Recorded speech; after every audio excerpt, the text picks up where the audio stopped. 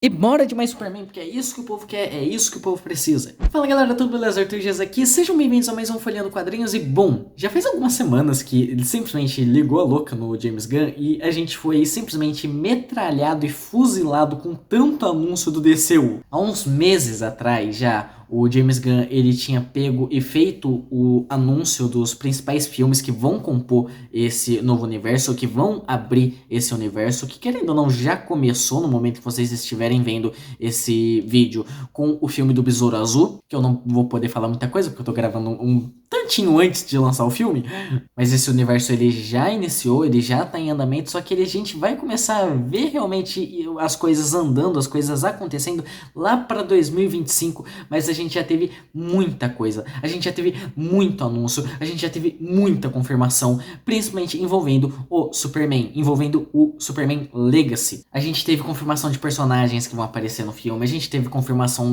dos atores do Superman e da Lois, mas eu acho que o principal é que a gente teve confirmação das HQs que vão ser utilizadas como base pro filme. E não apenas desse filme do Superman, mas de praticamente todo o primeiro capítulo do DCU, né? Esse capítulo chamado Deuses e Monstros, a DC liberou uma lista gigantesca com praticamente todas as HQs que vão ser utilizadas como referência. E meio que isso atiçou tanto eu quanto o Tenak e a gente meio que decidiu uma pequena coisa. Apesar de a gente ter meio que um calendário que a gente quer tentar seguir com o Folheando Quadrinhos, principalmente relacionado a lançamentos, né, as coisas que estiver saindo da Marvel, a da DC no cinema, né, aproveitar a hype essas coisas. Então a gente já vai tentar montar um calendário. Sempre que a gente puder ter tempo livre e quiser falar alguma outra coisa, a gente vai tentar pegar coisas relacionadas ao DCU. E por que não abrir essa promessa que a gente meio que fez internamente com o Superman logo? Superman que dentro dessa lista divulgada pelo James Gunn tinha 3 HQs ali dele que já falaram que vão ser utilizados como referência para adaptação em Superman Legacy, né? São elas Grandes Astros Superman, né, que é uma das HQs mais idolatradas do personagem, né, falando muito do legado dele como herói. Superman Brainiac, que querendo ou não já meio que spoiler que o Brainiac vai ser a porra do vilão do filme. E a HQ do vídeo de hoje, Superman Legado das Estrelas, que vai ser a origem do personagem utilizada de base dentro desse novo universo. E sim, estamos aqui de novo para falar de uma origem do Superman. Para quem não sabe, a gente já fez um vídeo sobre uma origem do Superman, né? Foi o primeiro vídeo do canal onde eu, o Tenak e o Danilo, vulgo membro que foi comprar cigarro do Folheando, a gente pegou e falou sobre a HQ Homem de Aço do John Byrne, que foi a primeira origem que o Superman recebeu no pós-crise. Foi uma origem que mudou bastante coisa e definiu muito do personagem do Superman como a gente conhece hoje em dia. E meio que isso mudou quando lançou essa HQ Legado das Estrelas, porque ela, querendo ou não, é a segunda origem do personagem. Algumas pessoas não consideram tanto, algumas pessoas falam que a segunda origem escrita do Superman foi As Quatro Estações, mas pelo que eu pesquisei, pelo que minhas fontes me informaram, vulgo Tenak, Superman As Quatro Estações ela mantém exatamente a mesma origem que o John Byrne escreveu. Mantém exatamente a mesma trama ali de Homem de Aço, só que a única diferença é que pega de outras perspectivas. Cada capítulo de As Quatro Estações é um personagem relevante ali na mitologia do Superman, próximo ao Superman, e é ele narrando como vê toda a situação ali da origem desse personagem. Seja o pai dele, o Lex Luthor, a Lois Lane ou a Lana, que é uma personagem que só teve destaque ali no último capítulo de Homem de Aço. Então eu não sei se daria realmente para considerar essa como a segunda origem. Agora, Legado das Estrelas, sim. Tem também um pequeno caso ali que no mesmo ano de Legado das Estrelas estava saindo Entre a Foice e o Martelo, mas isso aí eu acho que já viaja demais, né? Por ser um negócio realmente de realidade alternativa. Apesar que Legado das Estrelas era pra ser também. Mas acontece que essa HQ, ela foi tão bem recebida, o público gostou tanto dessa HQ que eles desconsideraram esse negócio de ser outra realidade, de ser outra terra, ser algo paralelo ali ao Superman, e adotaram isso no cânone oficial do personagem, né?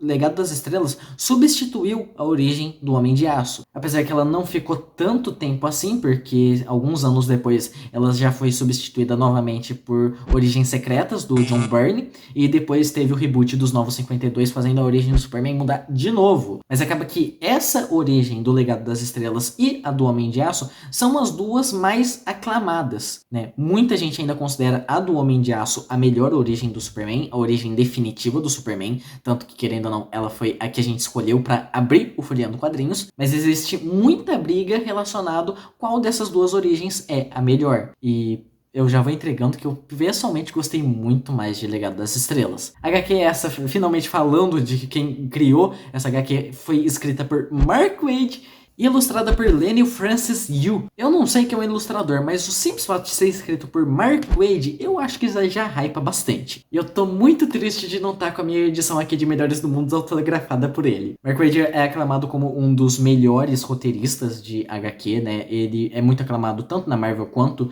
na DC, né? Na Marvel, muita gente fala que o run dele de Capitão América é uma das melhores histórias já escritas do personagem, mas dentro da DC eu acho que ele fica muito mais marcado, principalmente por conta da criação de Reino do Amanhã, que é uma HQ que todo mundo baba um ovo desgraçado. E atualmente ele tá escrevendo uma HQ nova ali do Batman e do Superman, que é o Melhores do Mundo, que, pelo que eu vi, atualmente também recebeu um derivado desse universo com os Jovens Titãs, que também é ele que tá escrevendo. Então meio que o Mark Waid, ele faz coisa pra caralho na DC e as coisas dele são muito aclamadas, são muito idolatradas, e essa origem não é diferente. É um roteirista que eu ainda li pouca coisa dele, eu quero conhecer mais obras que ele escreveu, mas o pouco que eu li eu já gostei muito. E Legado das Estrelas é uma das provas disso. Eu gostei muito da forma como o Mark Waid escreve e da forma como o Mark Waid ele estrutura a trama, né? Um dos maiores problemas que eu sinto que eu tive lendo o Homem de Aço não aconteceu aqui. Eu acho a trama muito bem amarradinha, muito bem contada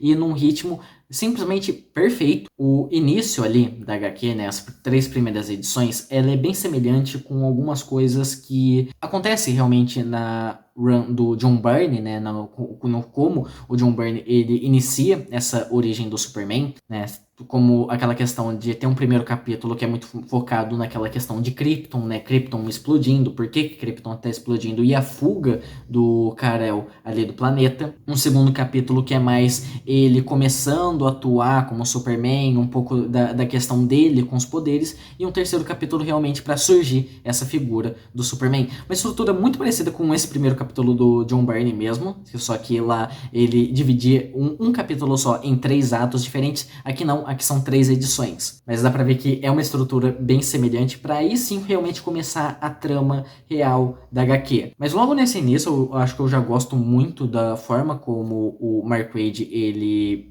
escreve, de como ele constrói as coisas, né? Porque a gente já vê algumas pequenas mudanças, né? Como, por exemplo, algumas coisas são um pouco mais fúteis, como a questão da Lara e do Jor-El, onde meio que inverte as questões ali que a gente tinha na run do John Byrne, né? Onde o Jor-El, ele queria mandar o Kal para fora do planeta, queria que o Kal ele se salvasse de alguma forma, que ele ia ser o legado de Krypton, o último filho de Krypton, e a mãe mostrava muito uma resistência, não, mas ele não vai sobreviver em um lugar que não é daqui, não, mas ele vai ser criado por um monte de selvagem, não, mas não sei o que.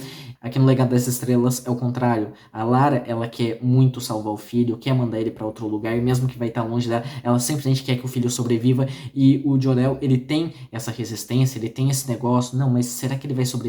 Será que ele vai conseguir se virar lá fora? Ele é apenas uma criança, ele vai se virar sozinho? Ele tem muito esses receios e que esse começa literalmente os dois lutando contra isso, lutando contra esses medos que ele tem para dar uma chance pro filho deles sobreviver. Só que diferente de o que eles fazem ali na run do John Byrne, que já pula pra questão da adolescência deles, né, com o pai dele revelando que ele é adotado, que ele veio de outro lugar, né, que eles não sabem direito por que o Clark tem todas aquelas habilidades. Isso é um pouco mostrando ali como ele começou a despertar essas coisas, como essas capacidades do Clark de kryptoniano foram se manifestando no decorrer da juventude. Em Legado das Estrelas, ele já pega um outro viés, a gente já pega um Clark que ele tem noção das habilidades dele, tem conhecimento do que ele é capaz, já é relativamente adulto, né? Já concluiu ali faculdade de jornalismo, tá viajando o mundo para conhecer novas coisas, novas experiências, novas vivências. Ele tá acompanhando um grupo ali que tá fazendo protestos num país da África ali,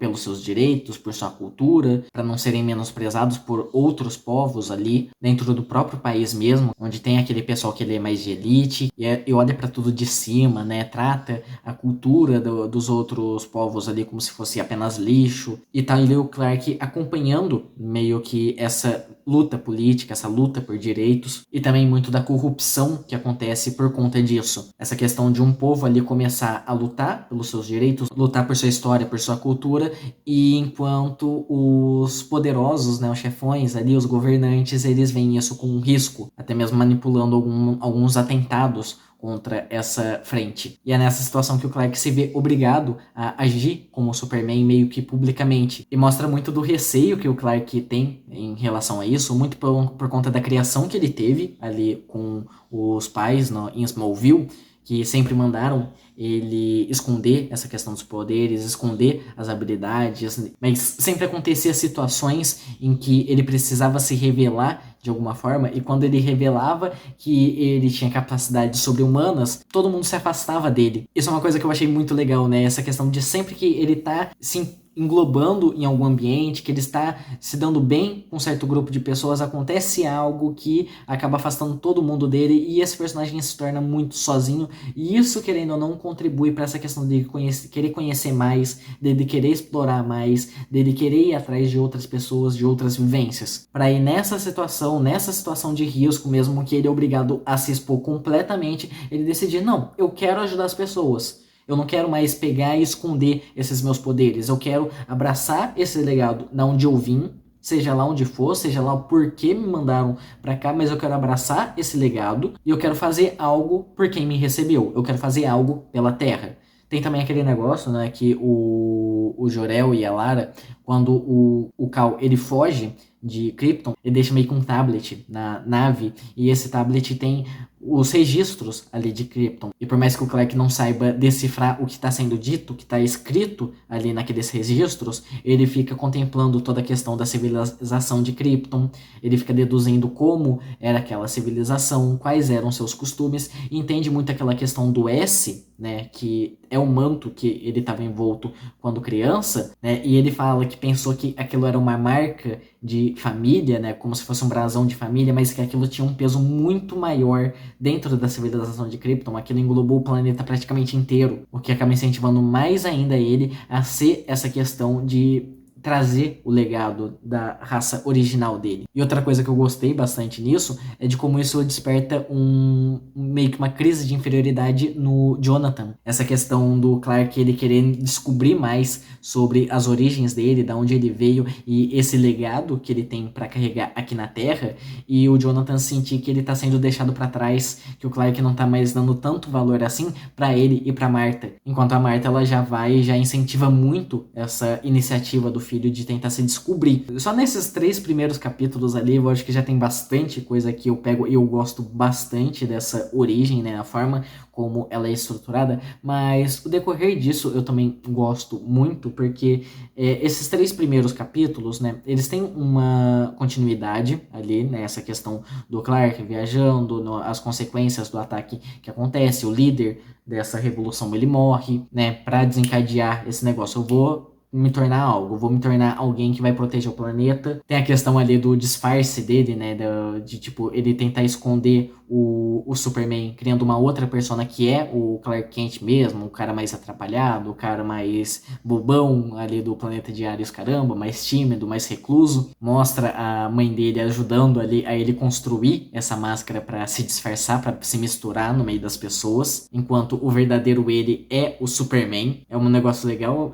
me remeteu bastante uma frase que tinha relacionado ao Superman em Kill Bill Volume 2, onde o Bill ele fala que o Superman, ele é o Superman, ele nasceu como Superman e a identidade secreta dele é o Clark. Eu acho que essa HQ do Mark Waid realça muito essa característica. E é uma coisa que eu gostei bastante. Para logo depois disso, né, a partir do capítulo 4, o Superman ele já tá em Metrópolis, ele já tá tentando entrar ali no Planeta Diário. E diferente do que a gente tem ali na origem do John Byrne, que tem alguns saltos de tempo que são extremamente gritantes, e cada capítulo que o John Byrne faz, ele é meio que centrado em um personagem que faz muito parte da mitologia do Superman. Então a gente tem o primeiro capítulo que ele é muito focado em introduzir essa questão da Lois e as questões do Planeta Diário. A gente tem um terceiro capítulo que ele é muito centrado na questão do Batman, se eu não me engano. A gente tem um quarto capítulo que é muito focado em apresentar o Lex Luthor. A gente tem um quinto capítulo que é toda aquela questão do bizarro, e a gente tem um sexto capítulo que é focado as origens dele, né, em Smallville, a relação dele com a Lana e ele descobrindo essa questão kryptoniana. E tudo isso com saltos de tempo absurdos, né? Em 6 capítulos a gente tinha cerca de 5 anos de história do Superman. Em Legado das Estrelas, ele aborda um tempo grande, mas tudo que vai acontecendo a partir daqui, ele é contínuo. E todos os personagens que são abordados nessa HQ, o tempo de tela deles e a importância deles é muito bem diluído no decorrer de todas as edições. Apesar de eles citarem algumas coisas, citarem um personagem ou outro, né, como por exemplo ali no capítulo 3, se eu não me engano, quando o Clark ele volta para Smallville antes dele decidir esse negócio de virar o Superman, ele pergunta como estão as coisas em Smallville e a mãe dele cita a Lana, né? Fala que a Lana, desde que ela saiu de Smallville, ninguém mais teve notícia dela e nem do Lex. A Lana é uma personagem que não aparece, é uma personagem que não tem importância e acaba sendo só essa menção. O Lex ele já tem muita importância dentro da HQ. A Lois tem muita importância dentro da HQ, em praticamente todas as edições. Todas as questões do Planeta Diário são bem presentes, né? A questão do editor-chefe.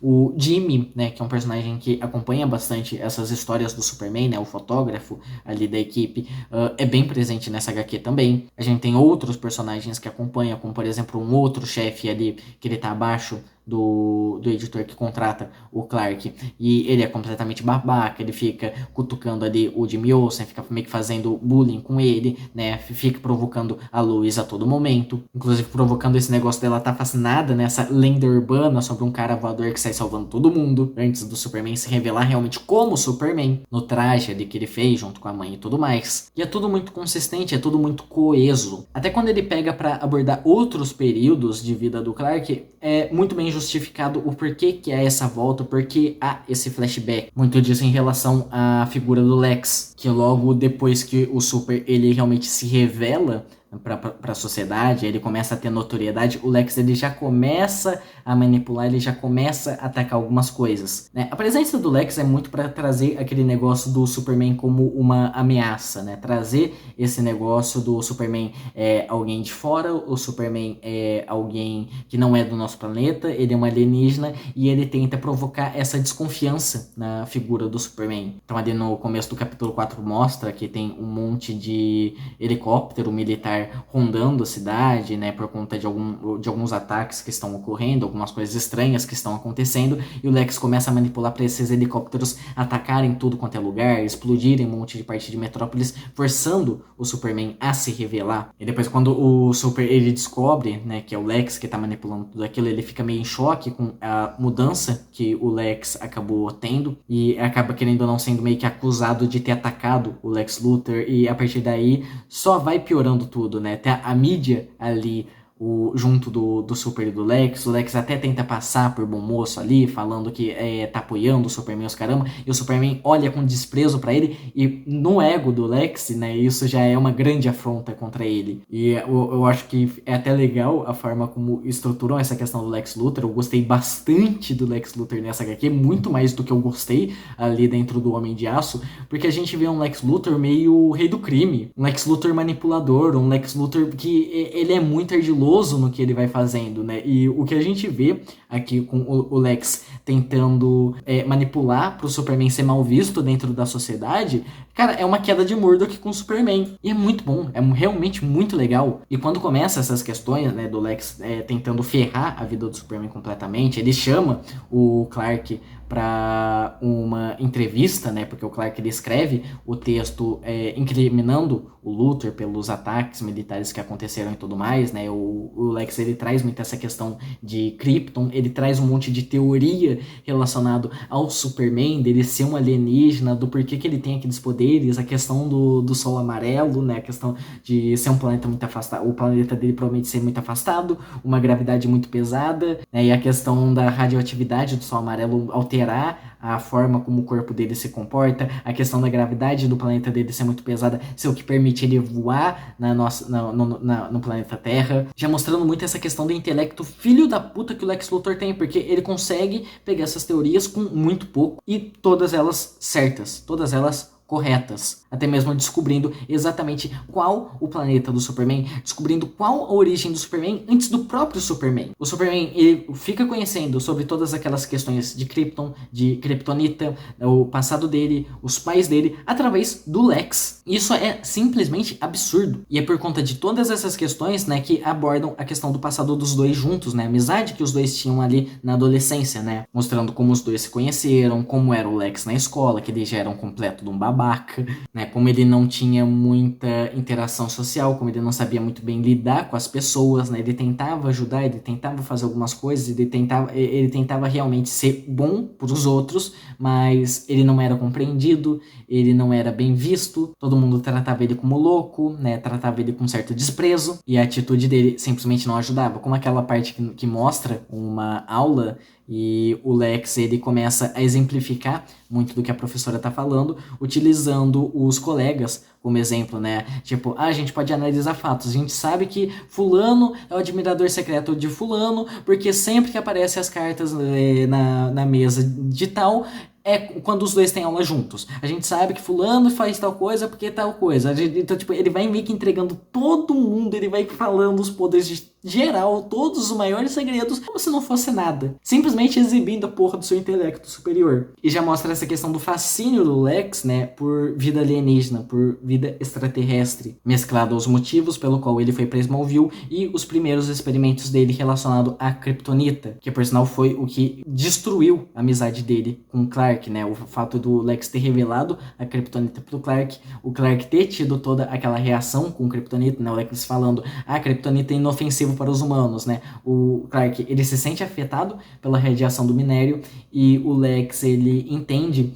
como se o Clark estivesse desprezando ele, né? Ele entende aquela expressão do Clark de dor com desprezo, mostrando que o Lex, apesar de ser muito inteligente, ele tem seus momentos meio burro, que nem, por exemplo, a parte ali que ele fala que alterou um detector de metais para encontrar substâncias alienígenas, e quando o detector ele apita em direção ao Clark, ele fala, essa merda tá quebrada, foda-se, começa a quebrar, ele começa a chorar, ele começa a espernear, porque ele se sente um fracasso. Tipo, se ele pegar esse negócio do detector e o fato que ele sabe que Kryptonita só funciona contra o Superman, e essa expressão que o Clark fez quando os dois eram crianças, pronto, já matou quem é o Superman ali, mas o Lex não pega, pelo menos nessa HQ. Pô, Lex, esperava mais de você, cara. Aí depois que conta toda essa questão, né, do passado dos dois, né, a interação que os dois tinham juntos, né, mostrando como o Lex desandou, como o Lex decaiu, né, principalmente depois do acidente, onde o laboratório dele explodiu, o pai dele morreu, ele pegou fogo, ficou careca, aí ele saiu de Smallville, apagou todos os vestígios dele em Smallville, nega pra qualquer um ali, na entrevista ali o Clark fala, quanto tempo, não sei o que, o Lex fala, não, eu não te conheço de lugar nenhum, não sei de onde você é, não, eu te conheço de Smallville, não sei o que, tu é de Smallville, que lugar é esse? O Lex, ele tenta negar esse passado dele com Smallville, né, e aí ele começa aquele plano, né, de revelar que o Superman é um alienígena, né, de revelar todas essas questões, ele começa a manipular pegando gravação de um buraco de minhoca que ele desenvolveu, que liga planetas e o tempo, né? Então ele consegue ver o passado de Krypton, né? O legado de Krypton, o auge da civilização, e ele começa a pegar essas imagens, pegar essas coisas que ele está captando, que ele está registrando e exibir né, como se fosse invasão alienígena, como se fosse o universo kryptoniano vindo para dominar a Terra e o Superman ele é apenas um arauto, né, realmente para pegar e trazer essa desconfiança da sociedade em cima da figura do Superman, o símbolo do Superman, até chegar ao ponto que ele literalmente faz um exército de máquinas, ele contrata mercenários com trajes que dão super força para eles conseguirem combater o Superman, né? Ao mesmo tempo que também joga uma onda de kryptonita por toda a metrópolis, né? Coloca a kryptonita ali num gerador que vai espalhando essa radiação por toda a cidade, né? Enfraquecendo o Superman para ele ser derrotado por essa iniciativa dele, que é totalmente apenas para quebrar essa imagem do Superman, esse símbolo de heroísmo que ele é, esse símbolo de esperança, ao ponto de quase fazer o Superman realmente desistir. Ali no penúltimo capítulo, né, tem aquela parte que o Clark ele tá quase desmaiando, né, ele manda o e-mail pros pais, que nem ele sempre faz, relatando como tá a situação, né, como ele tá em Metrópolis, e os pais falam, não, vem pra casa, né,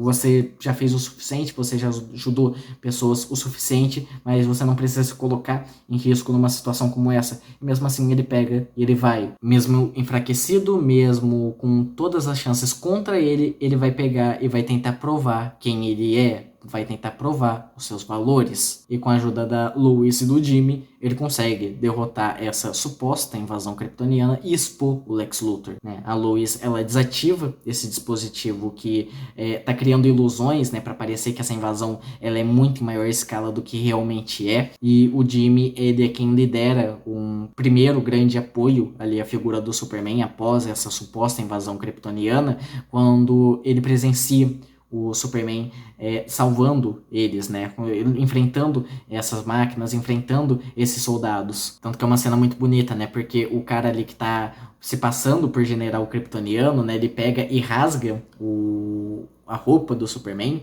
né, falando que ele não merece usar aquele símbolo e tudo mais, né, para se passar por kryptoniano mesmo.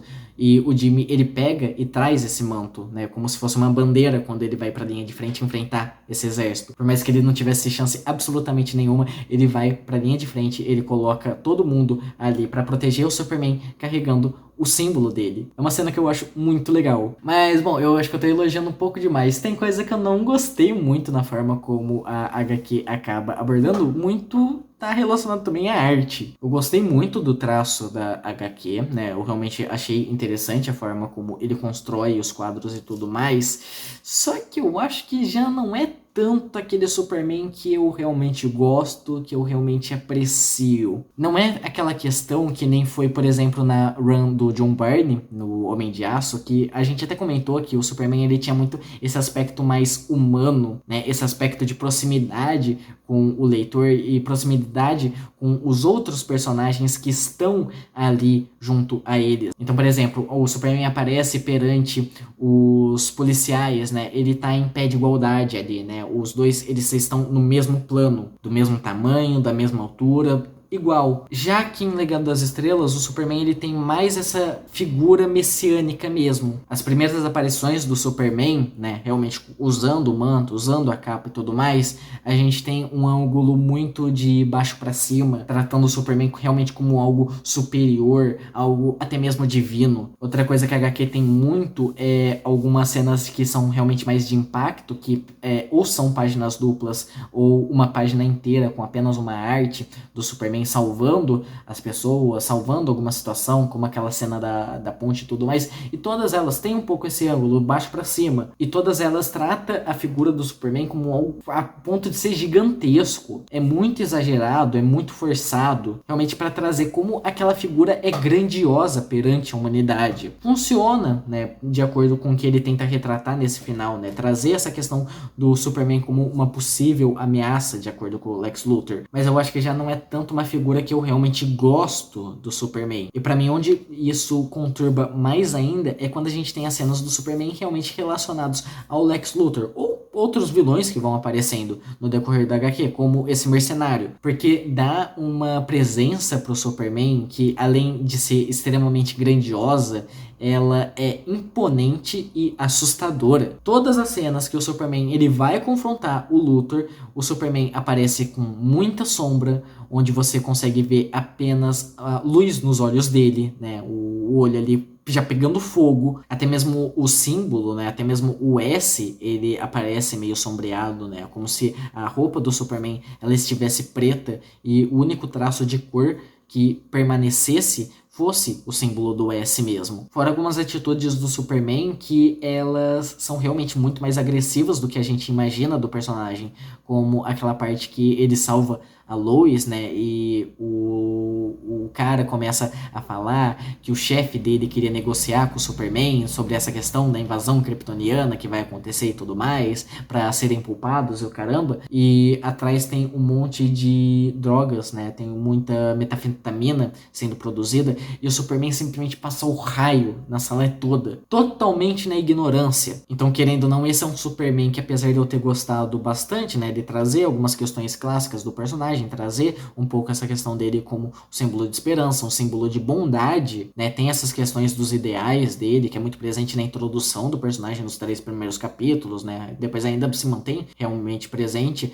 mas a gente já tem alguns aspectos de um Superman um pouquinho mais louco, que eu gostei muito de apelidar de um Superman Snyder, né, um Superman que é um pouco mais sombrio, um Superman que é um pouco mais dramático, um Superman que é realmente ameaçador. Essa é uma figura do Superman que eu realmente não gosto. E eu coloco isso muito mais como coisa da arte, necessariamente, do que do roteiro do Mark Waid, né? Claro, tem esses momentos, como o Superman passando o laser na sala inteira, que aí sim, é culpa totalmente do Mark Waid, mas eu acho que se as páginas, se os quadros fossem compostos de uma forma um pouco diferente, menos sombreado, menos imponente, menos messiânicas, essa figura do Superman, a forma como eu vejo ele nessa história, já mudaria muito. Mas, sendo bem honesto, eu acho que essa foi a única coisa que realmente pegou e me incomodou no decorrer dessa HQ inteira. Porque de resto eu gostei muito de como ela faz, de como ela estrutura, de como ela desenvolve essa questão da origem do Super. Desde as origens kryptonianas, desde os valores dele, a criação dele em Smallville, a amizade dele com Lex, uma coisa que não existia ali na origem do John Byrne. E trouxeram, né, é algo bem presente dentro dessa origem do Mark Waid, que eu realmente achei bem legal, achei realmente bem interessante, né, os 3 capítulos que tem abordando muito essa questão da juventude dos dois em Smallville, eu considero alguns dos melhores capítulos da HQ inteira. O Lex dessa HQ é simplesmente magnífico se comparar com a HQ do John Byrne, a forma como ele sabe utilizar melhor os personagens, ele sabe utilizar o Jimmy, ele sabe utilizar a Lois, ao invés de simplesmente ficar em cada capítulo jogando algo ali relevante para a lore do Super, para as coisas que vão ser relevantes para o Super, né? Ele vai jogando tudo isso logo de cara e cada um tem seus momentos de importância diluídos no decorrer de toda a trama. É algo que eu gosto, algo que eu realmente apreciei muito mais. Fora a questão também do desfecho da HQ, né? Que é toda aquela questão do Super, vendo essa questão das origens dele kryptonianas, né? Descobrindo quem são os verdadeiros pais dele, os caramba, né? Através daquele buraco de minhocas, enquanto o Lex tenta atacar ele, né, tenta dar um golpe final no Superman utilizando Kryptonita, mas tem toda aquela questão ali no desfecho, né, que esse buraco de minhocas ele realmente conectou, né, o presente ali com o passado. Então os pais dele recebem aquela mensagem, aquela questão de que eles conseguiram, né, que o filho deles está bem na Terra. Eu achei um negócio bem legal, eu achei um negócio bonito. Mas enfim, eu acho que é isso que eu achei da HQ Superman, o Legado das Estrelas. E, bom, que comece a nossa empreitada de abordar essas HQs que vão ser usadas como base para o DCU. Eu não faço ideia de qual vai ser a próxima e muito menos quando vai vir o próximo vídeo relacionado a esse universo, mas eu garanto que vai sair. E vai que é tua, Tenak, o próximo é teu. Enfim, é isso, eu vou ficando por aqui, a gente se vê no próximo vídeo. Falou! Eu quero férias agora.